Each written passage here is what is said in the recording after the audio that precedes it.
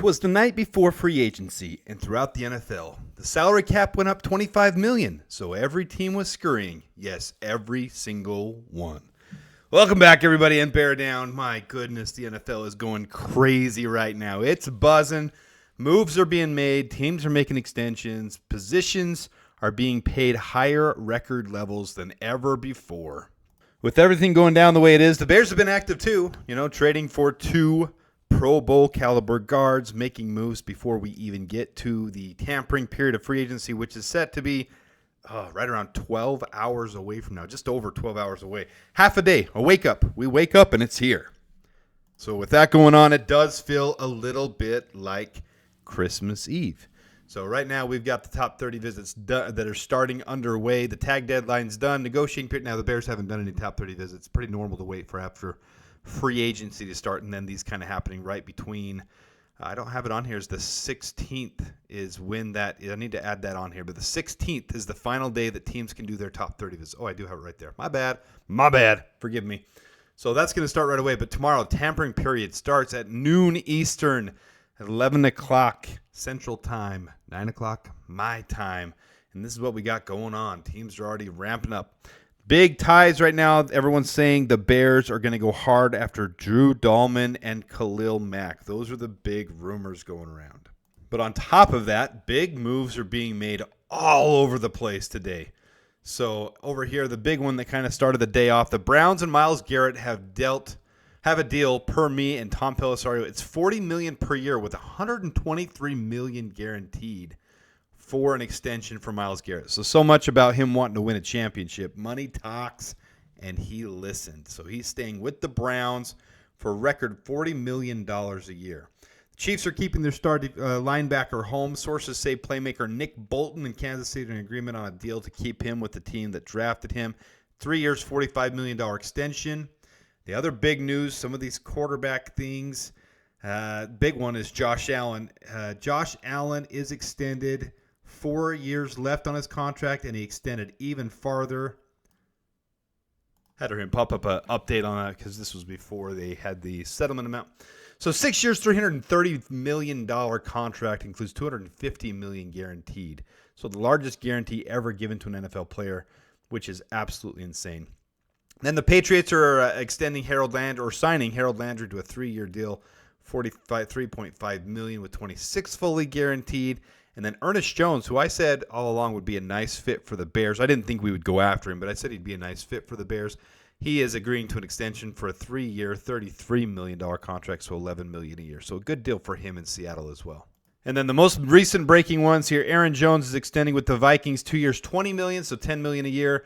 And then DK Metcalf is getting traded to the Pittsburgh Steelers. Man, they are building an athletic freak room over there. You got Pickens, you got Metcalf, and now if you re-sign Justin Fields, those three are some of the most athletic players in the entire league. So it'll be crazy to see what they end up doing there, but he is getting traded. The compensation for that was only a second and then a pick swap, so that was pretty cheap, pretty freaking cheap on that. And then the other last one is Devontae Adams is joining the Rams on a 2-year, $46 million deal.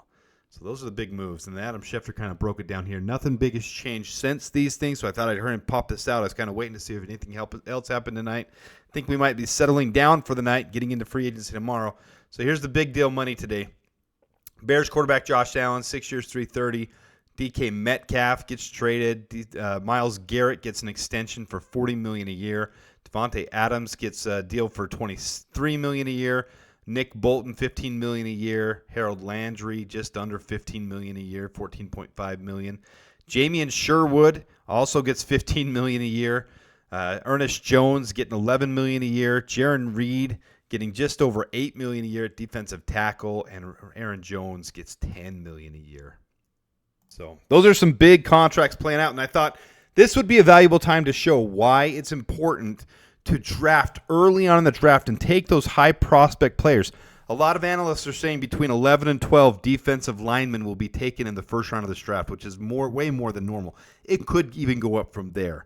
And then they're saying the depth of the interior offensive line, that's going to be hit early in the second round. You're going to see a ton of Up to 40 defensive players taken in the first 2 days of this draft, or the first 2 rounds, first 2 rounds of this draft, and you can see why. Contracts are going up. So at the quarterback position, you see Dak Prescott still at $60 million there, Josh Allen 55, Trevor Lawrence 55, Joe Burrow, Jordan Love $55 million. Oh, $55 million for Jordan Love. Tua, Jared Goff, Justin Herbert. So contracts are going up, and I'm telling you, I put this out there, and it's just completely true. Caleb is going to be a rich generational wealth kind of man in 3 years. The thing is, the salary cap is going up. Like we said, $25 million this year, and many think it will go up even more next year with Netflix and TV deals happening. That's why we need to capitalize on getting some of these players at other positions that are high-value contracts. You see, last year, we paired Caleb up with a rookie wide receiver as well. Wide receiver numbers are going up even higher, and T. Higgins, they believe, will bring that right up here again. You're going to see some of these guys testing the limits on that. Then we get into the defensive line where the Bears have some of their biggest needs. So you see defensive end. We already have Montez Sweat at $24.5 million. They categorize these different, so it's kind of stupid, but outside linebacker and defensive end. Montez Sweat, when you get down to the nuts of putting all these together, that's 7th or 8th highest contract. But look at the big gap there. Myles Garrett, they reset the market with Max Crosby and Myles Garrett. These guys are bringing that market up. Aiden Hutchinson, some of these other guys, when their contracts come up, they are going to get paid. Trey Hendrickson wants to get paid the same amount of money. This is why I don't think the Bears are trading for Trey Hendrickson. This is why I think you're going to sign a Khalil Mack, which seems to be maybe in the works is the wrong word to use, but the foundation has been laid. The sales pitch has been made by the Bears. We've put it out there, trying to reel him in. See if we can get him for around $17.5 million. He was a little bit lower on this list, right around $19-20 million a year. He's already made his bag. He wants to come home in a rotational type of role. The Bears have put their pitch. Get him and then draft your guy below him, a Landon Jackson, a Jack Sawyer, somebody that you can develop and have be your defensive end of the future and not have to reset this market as players are right now. Eventually, we're going to have to pay some guys, but right now, get some of these guys in. Same with defensive tackles. You hear about Milton Williams probably going to get paid right up here in this range. We'll see what happens tomorrow. But Chris Jones reset that market. Now, they're talking about some of these guys going to get paid right up in here. That's why it's important to get your nose tackle of the future instead of having to pay them. Do I think we'll pay Milton Williams? I don't. Not with where we stand with our defensive line. We need to get some youth inflected in there, be able to learn behind Andrew Billings, and not have to overpay Andrew Billings for a position where he doesn't fully fit the need of these top guys. So we don't want to overpay that market. We want to draft some of these top guys. So this is such a good market. Mason Graham, Walter Nolan, Kenneth Grant, Tyleek Williams, Deion Walker. So many guys in this draft that could fit that role for the Bears. You don't want to overpay for that in free agency. We want to be able to draft our guy and get them.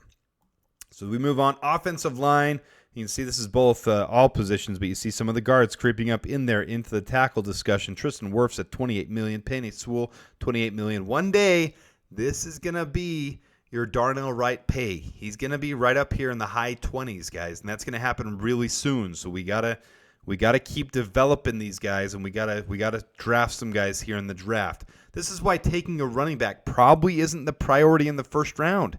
You can take a deep running back class and pick the 5th, 6th, 7th, 8th, 9th best running back, have him fill a need when you've shored up the offensive line to help out DeAndre Swift and to help Caleb be able to get the game rolling when you have a solid offensive line. We can't forget and lose track that that's really the goal here, beefing up the line and then adding to it.